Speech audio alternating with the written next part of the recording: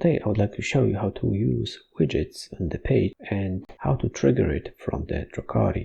Widgets are just micro frontends that are triggered. So for example, right now I'll just refresh this page and the micro frontend opened, and you can customize our consents. How it works. We have two workflows like right now. One is that opens the widgets. For example, this one is checking if the consent answered exists in the profile, and if it doesn't exist, it shows the consent bar. This is this bar. Yes, this one.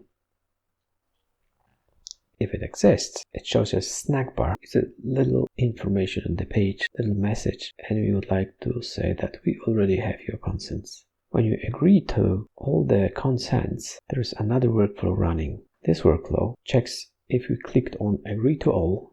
If we did, it just appends consents all equals true, appends consent answered, and just updates the profile. So right now, when we've clicked on agree to all, when we refresh the page, we see a little snack bar with the message. This comes from this workflow, and this is the path we are going right now. We can check if our profile was updated. You can see yes, user all true, and answered set to true as well.